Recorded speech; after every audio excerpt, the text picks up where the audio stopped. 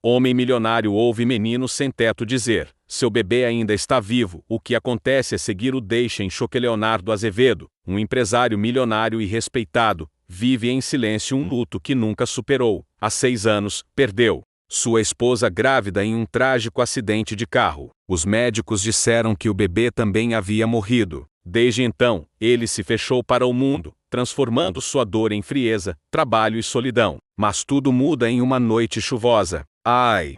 Sair de uma reunião, Leonardo quase atropela um menino sujo, descalço, que dormia na frente de um mercado fechado. Ao se aproximar para ajudá-lo, ouve algo que faz seu coração parar. Seu bebê ainda está vivo. Leonardo congela. O menino, chamado Elias, diz ter ouvido uma mulher misteriosa chamada Irmã Clara contar que certa vez, um bebê foi retirado de um carro em chamas e entregue, em segredo, a um abrigo clandestino de freiras que cuidam de crianças esquecidas por Deus e pelos homens. Desacreditado mas perturbado, Leonardo começa a investigar. Ao lado de Elias, embarca numa jornada obscura por lares clandestinos, hospitais abandonados e arquivos silenciados pelo poder da elite. No caminho, ele conhece uma freira idosa, um mendigo que fala em códigos, e uma mulher negra grávida que parece saber mais do que diz. Cada encontro o aproxima de uma verdade que vai muito além do seu luto. Uma rede de adoções ilegais, tráfico de recém-nascidos, e acordos entre médicos e famílias poderosas. Quanto mais ele se aprofunda, mais percebe que o menino sem teto não apareceu por acaso. Agora, Leonardo terá que enfrentar não apenas a verdade sobre o destino de seu filho, mas também os fantasmas do passado que ele tentou enterrar com a dor. A pergunta que fica: e se a maior perda da sua vida for também a sua única chance de redenção? O segredo da última chance. Capítulo 1: O silêncio do luto e a solidão. Douradá, a mansão de Leonardo Azevedo, era um monumento de vidro e concreto, um santuário silencioso no coração pulsante da cidade. Seus vastos salões ecoavam o vazio de uma vida marcada pela perda. Há 6 anos, o empresário milionário e respeitado havia enfrentado uma tragédia que estraçalhou sua alma, o acidente de carro que levou sua esposa grávida. Os médicos, com olhares pesarosos, haviam confirmado a pior das notícias: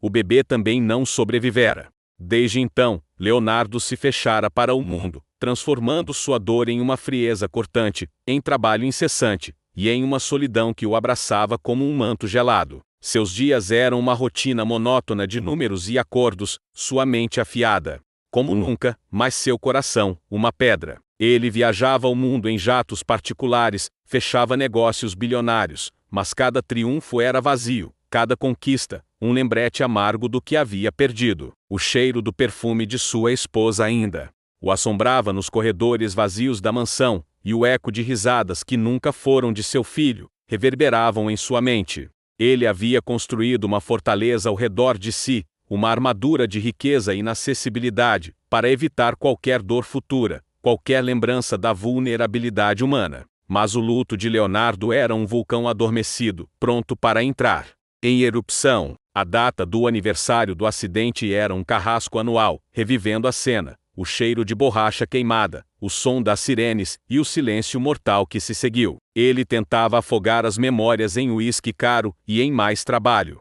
Mas a imagem de sua esposa, radiante com a barriga, era impiedosa. Sua vida era um paradoxo, tudo o que o dinheiro podia comprar, e nada do que importava. No auge de sua dor silenciosa, em uma noite chuvosa, o destino, ou talvez uma força maior, decidiu intervir, jogando em seu caminho algo que quebraria sua frieza e reacenderia uma chama que ele pensava estar morta. Capítulo 2: A chuva, o menino invisível, e a frase que para o coração à noite despencava sobre a cidade com uma fúria chuvosa. Raios cortavam o céu, e a água caía impiedosa, lavando as ruas movimentadas. Leonardo Azevedo, exausto após uma longa e fria reunião de negócios, dirigia seu carro blindado por uma rua pouco iluminada, sua mente ainda presa em números e estratégias. O luxo do interior do veículo contrastava com a miséria que se escondia nas sombras dos edifícios. Ele, o homem que sempre teve o controle, estava prestes a perder o controle por um segundo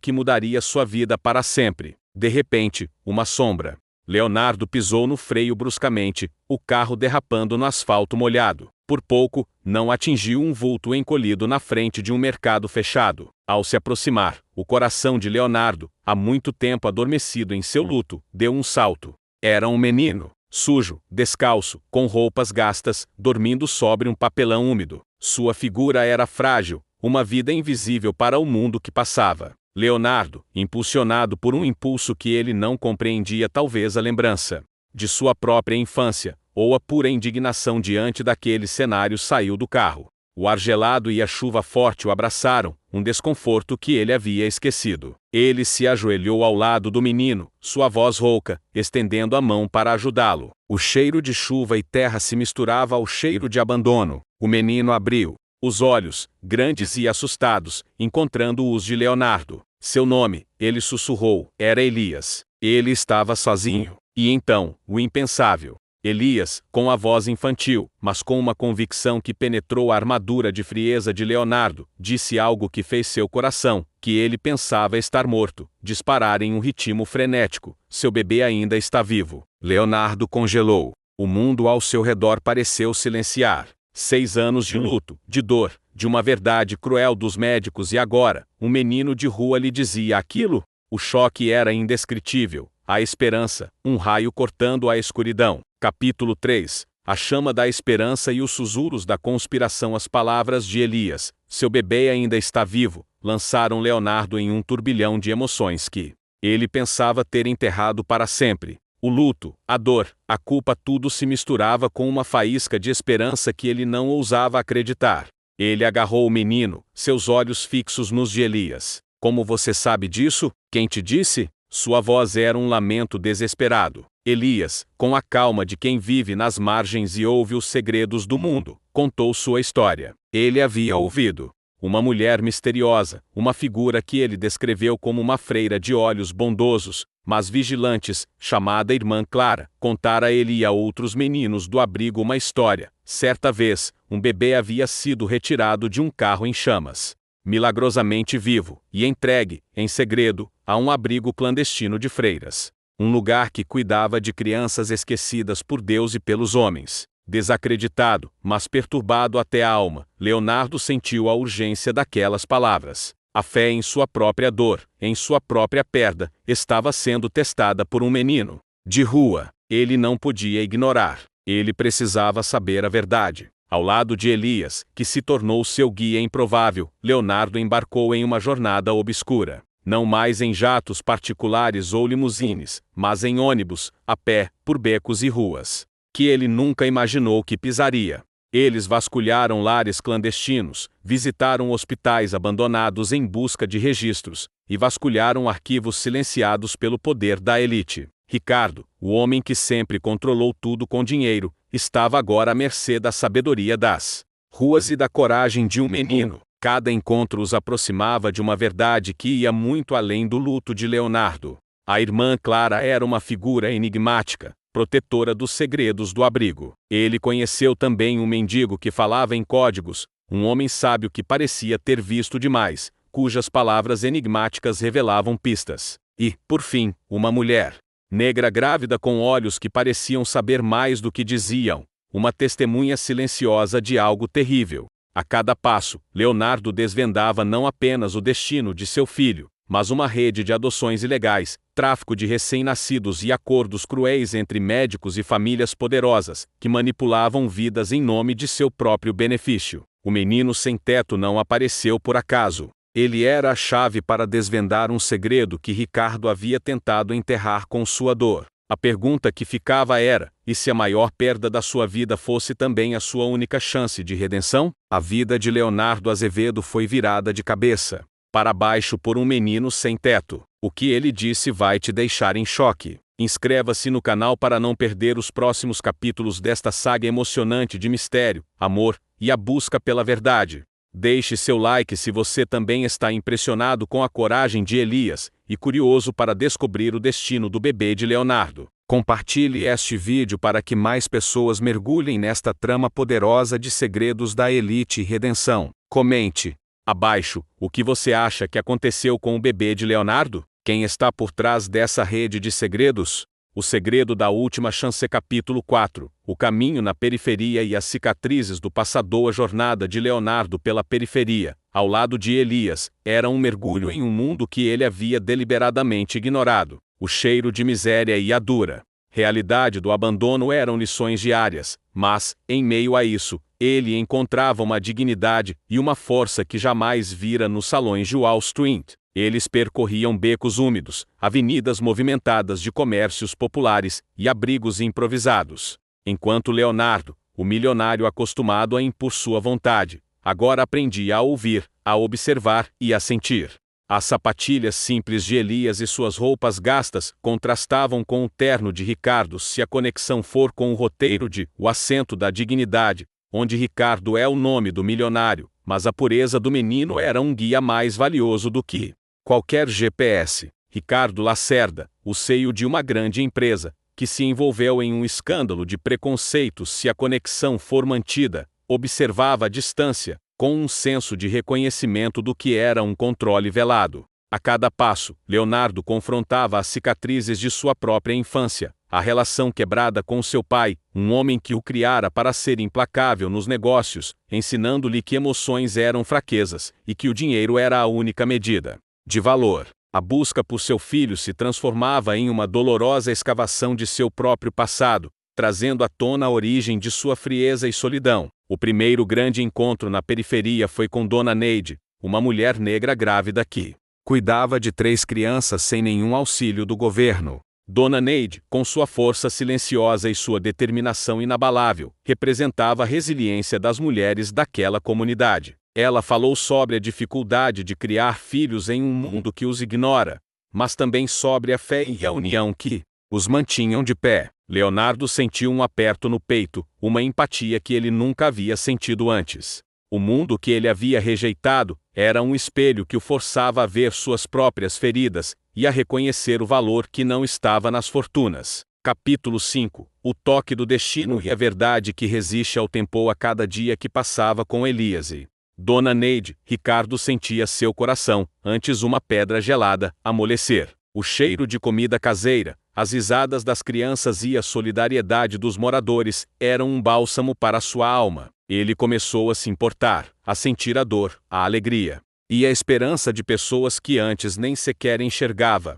Sua transformação interna, embora lenta e dolorosa, era inegável. Ele trocava seu tempo, não dinheiro, por conhecimento, por empatia, por uma humanidade que ele havia abandonado. A busca pela irmã Clara, a freira mencionada por Elias que havia contado a história do bebê salvo do carro em chamas, levou-os a um abrigo clandestino, um local simples e discreto, escondido em meio a casas antigas. O cheiro de livros velhos e de incenso pairava no ar. A irmã Clara, uma freira idosa com olhos penetrantes e uma serenidade que a tornava quase etérea, esperava por eles. Ela havia recebido um aviso misterioso de que o pai estava vindo. Sem hesitação, a irmã Clara confirmou a história de Elias. Há 6 anos, ela própria havia resgatado um bebê milagrosamente vivo de um carro em chamas, um bebê que a perícia oficial havia dado como morto. A revelação foi um choque elétrico para Leonardo. O ar pareceu ficar rarefeito. As lágrimas rolaram por seu rosto, não mais de desespero, mas de uma esperança quase insuportável. Meu filho, ele sussurrou, a voz embargada. A irmã Clara assentiu. Ela revelou que o bebê, um menino, foi entregue secretamente a ela por um médico do hospital particular, que desconfiava das intenções da família de Leonardo, que o havia isolado do processo de luto e temia que o bebê, se sobrevivesse, pudesse ser usado em tramas de controle familiar. O médico, que também não acreditava na morte do bebê, confiou na irmã Clara para protegê-lo. Ela havia mantido o bebê escondido, cuidando dele como se fosse seu próprio filho. O destino de Ricardo, a maior perda de sua vida, estava sendo reescrito diante de seus olhos. O que ele mais temia, a corrupção da elite, era o mesmo que havia salvado seu filho. Capítulo 6. O segredo protegido e o rosto da esperança. A verdade sobre seu filho, contada pela irmã Clara, atingiu Ricardo como uma onda de calor e alívio, misturada a uma fúria ardente contra aqueles que o enganaram. Ele segurou as mãos da freira, a gratidão esmagando-o. Onde ele está? Onde está meu filho? Sua voz era um lamento desesperado, mas agora cheio de uma nova vida. A irmã Clara sorriu, seus olhos brilhando com lágrimas. Ela o levou por um corredor estreito até uma pequena sala. Lá, em um berço simples, dormia um menino. Seu rosto era sereno, a pele morena, e nos cabelos encaracolados, Ricardo viu os traços de sua esposa, e, no perfil suave, algo de si mesmo. Seu filho, vivo. O reencontro foi silencioso. Ricardo, o homem que nunca havia se permitido sentir, ajoelhou-se ao lado do berço, as lágrimas molhando as mãos do bebê. Ele o pegou no colo, e o calor daquele pequeno corpo, o cheiro de inocência, a respiração suave, foram um bálsamo para sua alma ferida. O menino, que a irmã Clara havia chamado de João, abriu os olhos, grandes e curiosos, e estendeu a mão para o rosto de Ricardo. Naquele momento, o bilionário frio e arrogante se desfez, revelando o pai que sempre existiu sob a armadura de dor. Ele beijou o filho, prometendo nunca mais o abandonar, nunca mais permitir que Elite ou qualquer segredo o separasse de sua única chance de redenção. A irmã Clara e Elias, o menino que o havia guiado até ali, observavam a cena com sorrisos de satisfação. O milagre havia acontecido, mas o caminho à frente de Ricardo ainda era longo. Ele precisava enfrentar os fantasmas do passado que tentou enterrar com a dor, a rede de adoções ilegais, o tráfico de recém-nascidos, e os acordos cruéis entre médicos e famílias poderosas que controlavam vidas. Ricardo sabia que a verdade sobre o destino de seu filho o levaria a uma batalha contra a elite que ele conhecia tão bem, e ele estava disposto a lutar. Sua maior perda havia se tornado sua única chance de redenção, e o Cliffhanger era a promessa de uma guerra por sua família e sua alma. A verdade veio à tona.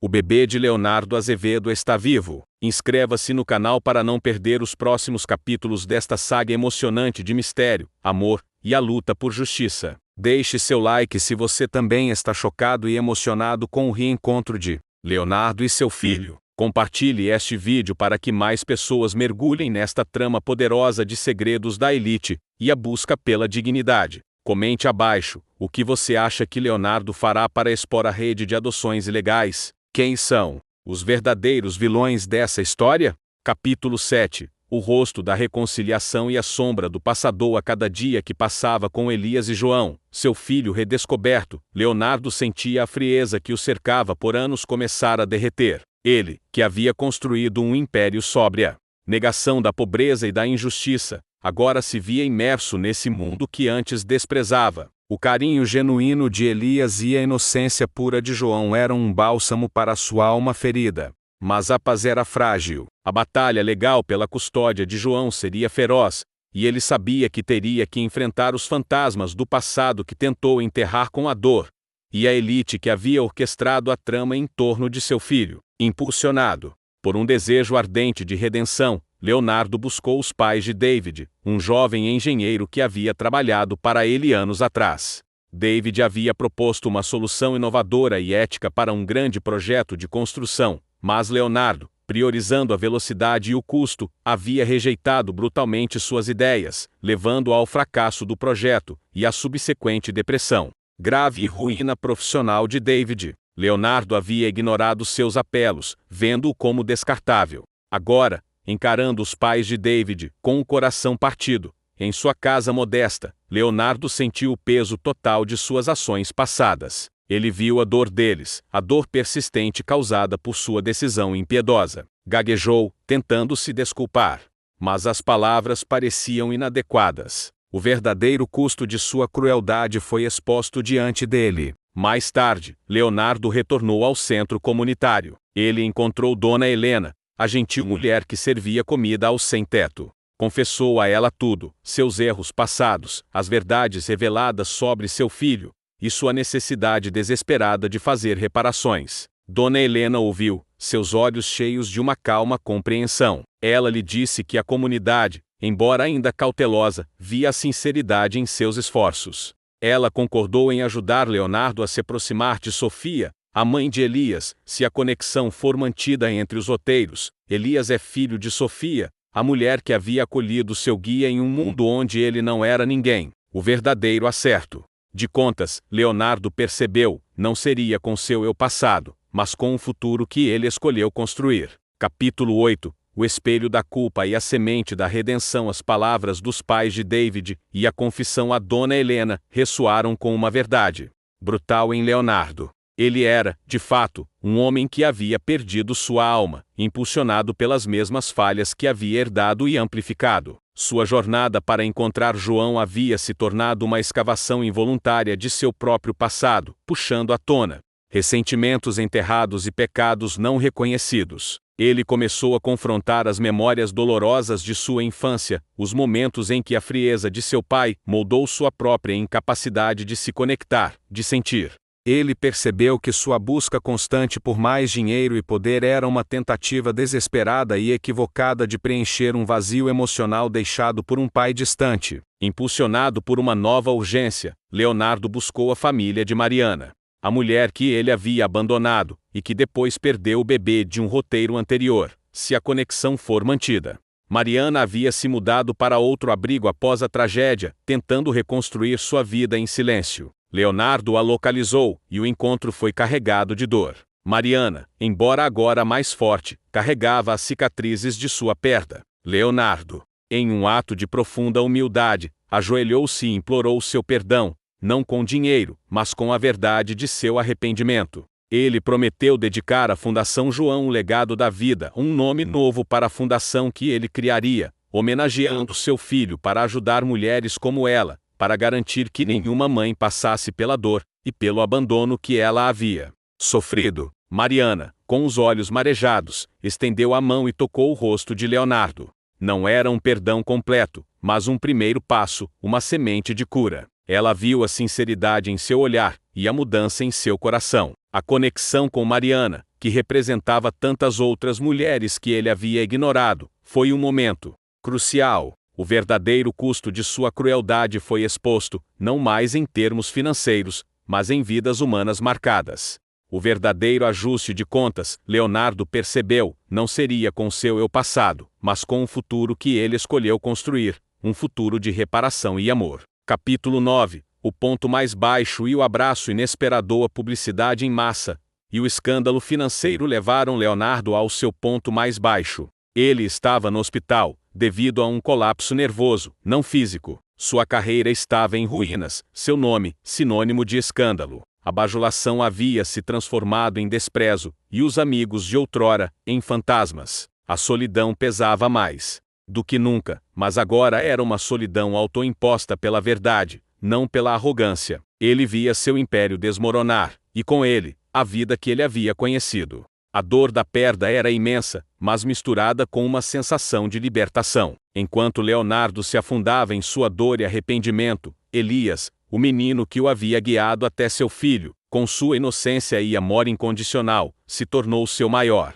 consolo. O menino, alheio ao drama da mídia, visitava Leonardo no hospital todos os dias, trazendo desenhos coloridos e histórias de João, o irmão que ele nunca conheceu. Ele não via Leonardo como um homem falido ou um pecador, mas como Senhor Leonardo, o homem que agora estava disposto a reconhecer a todos. Em um de seus encontros, Elias trouxe Sofia, sua mãe, para o hospital. Elias, ainda com seus sapatos velhos, mas com um brilho de esperança nos olhos, sentou-se ao lado da cama de Leonardo. Não havia ressentimento, apenas a curiosidade inocente de uma criança. Leonardo, com as lágrimas escorrendo pelo rosto, estendeu a mão para Elias. Eu sinto muito, meu filho, ele sussurrou, a voz embargada pela emoção. Sinto muito por tudo, pela sua mãe, por Mariana, por todos que eu ignorei. Elias, sem entender a profundidade das palavras, apenas sorriu e tocou a mão de Leonardo.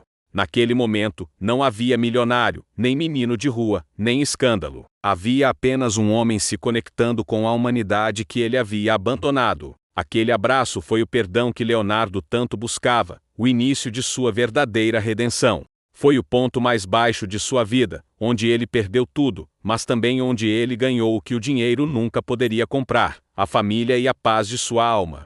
O cliffhanger era a promessa de um novo começo, incerto, mas repleto de esperança. Capítulo 10. O sacrifício público e o início da reparação. Abraço de Elias foi o divisor de águas para Leonardo. Ele havia perdido seu império, sua reputação. a vida que ele conhecia, mas havia ganhado a paz de uma alma que começava a se curar. A humilhação pública, que antes seria insuportável, transformou-se em um catalisador para a sua redenção. Internado no hospital, ele usou o tempo para planejar seu futuro, não o futuro dos negócios, mas o futuro de sua alma. Ele instruiu Helena, sua advogada, a mesma de roteiros anteriores, se a conexão for mantida, a liquidar grande parte de seus bens, e a transferir a vasta maioria de sua fortuna para a Fundação João, o legado da vida, em homenagem ao seu filho. Não era uma doação pontual, mas uma reestruturação completa de sua vida, dedicando-se integralmente à filantropia e ao serviço social. A imprensa, que antes o crucificava, agora o observava com um misto de ceticismo e fascínio. Leonardo, sem se importar com a opinião pública, começou a aparecer em programas de transmissão vertical e entrevistas, não para se defender, mas para confessar publicamente seus erros, detalhando sua vida de ganância, o abandono de Mariana, a indiferença para com o mendigo Jonas, de outros roteiros e o impacto de suas ações em todas as vidas que ele havia tocado. Ele não poupou detalhes, nem a si mesmo. Foi um ato de sacrifício público, uma penitência perante o mundo, que chocou e dividiu a opinião pública. Muitos ainda o criticavam, mas outros, tocados por sua honestidade brutal, começaram a ver um homem verdadeiramente arrependido. Enquanto Leonardo se despojava de sua fortuna e de sua imagem, Elias, Sofia e Mariana, que representavam a nova família de Leonardo, se tornaram seus pilares de apoio. Eles eram a prova viva de que a compaixão podia florescer mesmo nas circunstâncias mais difíceis. Leonardo passava horas com Elias e João, ensinando-lhes sobre o mundo e, mais importante, aprendendo com sua inocência e bondade. A Fundação João, o legado da vida, foi oficialmente lançada, e a verdadeira reparação estava apenas começando, prometendo uma batalha contra a elite, que havia manipulado o destino de seu filho. Leonardo Azevedo está em seu ponto mais baixo, mas um abraço inesperado pode ser o início de sua redenção. Inscreva-se no canal para não perder os próximos capítulos desta jornada de redenção sem precedentes. Deixe seu like se você também se emocionou com o encontro de Leonardo e Elias. Compartilhe este vídeo para que mais pessoas testemunhem o poder do perdão e da união em meio à tragédia. Comente abaixo o que você acha que acontecerá com a Fundação João, o legado da vida. Leonardo conseguirá encontrar a paz que busca ao reparar o passado? Capítulo 11. A nova riqueza e o legado que floresceu com Elias e João, seu filho redescoberto, ao seu lado. Leonardo sentia a frieza que o cercava por anos começar a derreter, dando lugar a uma paz que os bilhões jamais lhe deram. Ele, que havia construído um império sobre a negação da pobreza e da injustiça, agora se via imerso nesse mundo que antes desprezava, com um propósito renovado. A Fundação João, o legado da vida, floresceu sob sua liderança, um farol de esperança e um modelo de transformação social. Leonardo dedicou cada grama de sua energia à fundação, trabalhando lado a lado com Dona Helena, que agora era a diretora executiva, e Sofia, a mãe de Elias, que trazia a perspectiva das ruas. A Valença Tech, sua antiga empresa, que ele havia reestruturado, tornou-se um pilar de apoio, desenvolvendo tecnologias sociais para a fundação, aplicativos para acesso à saúde, plataformas de educação à distância para jovens de comunidades carentes, e sistemas de energia limpa, foram alguns dos projetos que ganharam vida, sob a supervisão técnica de David, o jovem engenheiro que ele havia prejudicado no passado, e que agora era um parceiro dedicado. David, cuja própria redenção se entrelaçava com a de Leonardo, usava seu talento para construir um futuro mais justo, honrando a memória de Lara se a conexão com outros roteiros estiver ativa, que havia sido vítima da ambição cega. Irmã Clara, a freira que havia resgatado João, tornou-se a conselheira espiritual da fundação, sua calma e sabedoria, um guia para todos.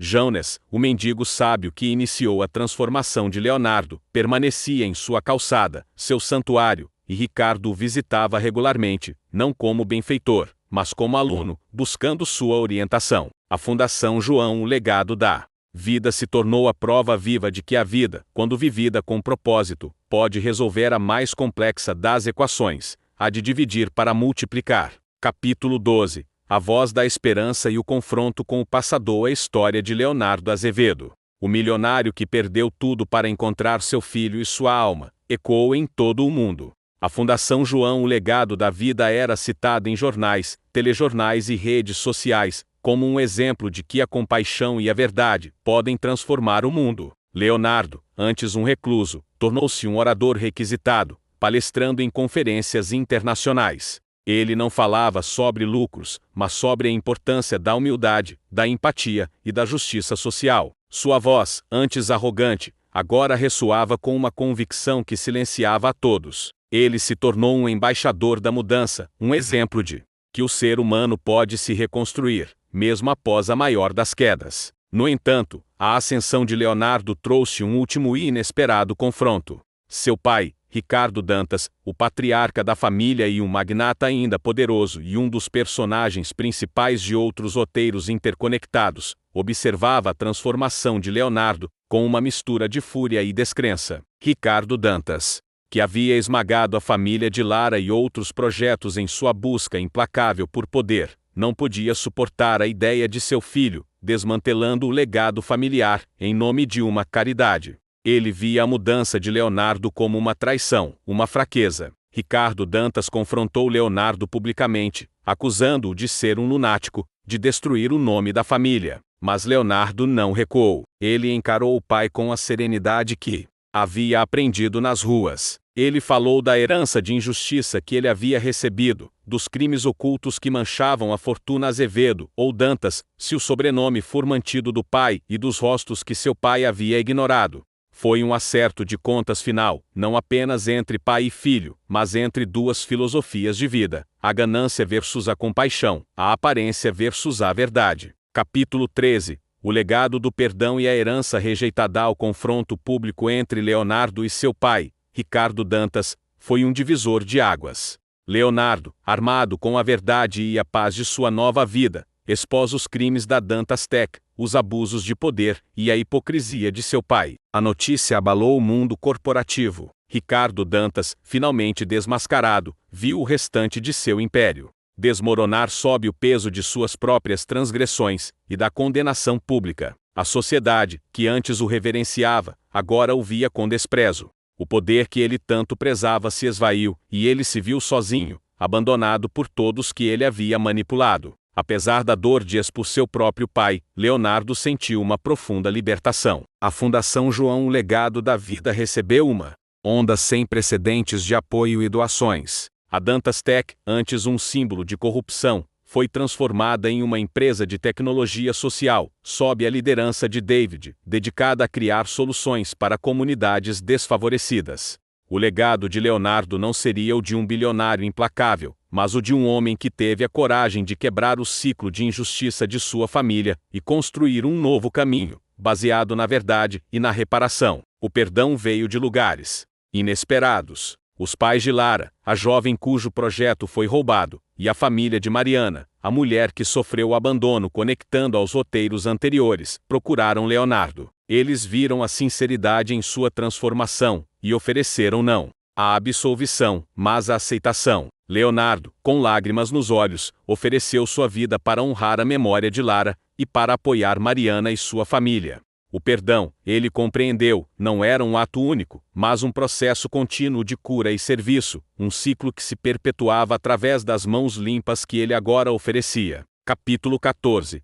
O preço da liberdade e a equação resolvida. Há anos se passaram. Leonardo Azevedo, agora com cabelos grisalhos, era um homem feliz e realizado, embora vivesse uma vida simples, longe do luxo de seu passado. Sua fortuna, transformada em impacto social, havia mudado milhares de vidas. A Fundação João, o legado da vida, era um sucesso global, e Leonardo, junto com Elias, João, Sofia, Dona Helena, David e Mariana, eram seus pilares. Ele havia encontrado a liberdade não na ausência de responsabilidades, mas na escolha de servir, de dividir, de multiplicar o amor e a dignidade. Jonas, o mendigo sábio, permaneceu na calçada, seu santuário. Ele era a alma da fundação, o lembrete constante de que a verdadeira sabedoria não está nos livros, mas na experiência, e que a maior riqueza está na dignidade. Leonardo o visitava regularmente, não como benfeitor, mas como aluno, buscando sua orientação e compartilhando as histórias de sucesso da fundação. Os dois, o ex-bilionário e o mendigo, eram a prova viva de que a vida, quando vivida com propósito, pode resolver a mais complexa das equações, a de dividir para multiplicar. A história termina com Leonardo, já idoso, sentado na calçada onde tudo começou, no mesmo lugar onde Jones lhe deu sua única refeição, e a frase que mudou sua vida se a conexão com o roteiro de Jones for mantida. Ele sorri, um sorriso sereno, e com um pedaço de giz, escreve no chão: a vida é uma equação que todos nós podemos resolver. Amor, dignidade, serviço, redenção. Ele havia perdido tudo, mas havia ganhado sua alma, sua família, não de sangue, mas de coração e um propósito que transcendia qualquer fortuna. Capítulo 15. O legado infinito e o eco da sabedoria. O legado de Leonardo Azevedo e da Fundação João. O legado da vida transcendeu sua própria existência. A fundação continuou a prosperar sob a liderança de Elias e João, que, inspirados por Jones e Leonardo, se tornaram figuras proeminentes na luta por justiça social. Azevedo Tech ou Dantas Tech, se o sobrenome do pai for mantido, outrora um símbolo de ganância, era agora uma empresa ética, desenvolvendo tecnologias para o bem comum, provando que o talento pode ser usado para curar, não para destruir. A história de Leonardo e a redenção de sua família tornaram-se um mito moderno, uma fábula urbana contada de geração em geração. Eles eram a prova de que a humildade pode derrubar a arrogância, que o perdão pode curar as feridas mais profundas, e que a verdadeira riqueza não se mede em bilhões, mas na capacidade de dividir. A pergunta que ecoou no início da jornada de Leonardo: seu bebê ainda está vivo? Agora era uma máxima universal, uma lição que a humanidade estava começando a aprender sobre segredos e esperança. A última cena do roteiro é um cemitério tranquilo, onde a lápide de Leonardo Azevedo repousa ao lado da de sua esposa e de João. Se houver essa continuidade de sepultamento, uma simples inscrição: ele perdeu tudo para encontrar a vida. Em um dia ensolarado, Elias, agora adulto e com sua própria família, visita os túmulos. Ele conta histórias para seus filhos, os netos de Leonardo, sobre o homem que ele salvou, sobre o menino que se tornou seu pai, e sobre a mulher forte que os guiou. O eco de seu bebê ainda está vivo não era mais um grito de dor ou revelação, mas um cântico de amor incondicional que atravessava gerações, provando que o legado de uma alma redimida é eterno. Chegamos ao fim desta emocionante jornada de redenção. Se você foi tocado pela história de Leonardo e João, inscreva-se no canal para não perder nenhuma de nossas histórias inspiradoras sobre superação e o verdadeiro valor da vida. Deixe seu like se você acredita que a compaixão e a verdade podem transformar o mundo. Compartilhe este vídeo para que mais pessoas mergulhem nesta trama poderosa e reflitam sobre suas próprias equações da vida. Comente abaixo qual a maior lição que esta história trouxe para a sua vida. Você acredita que Leonardo finalmente encontrou a paz e a liberdade que buscava?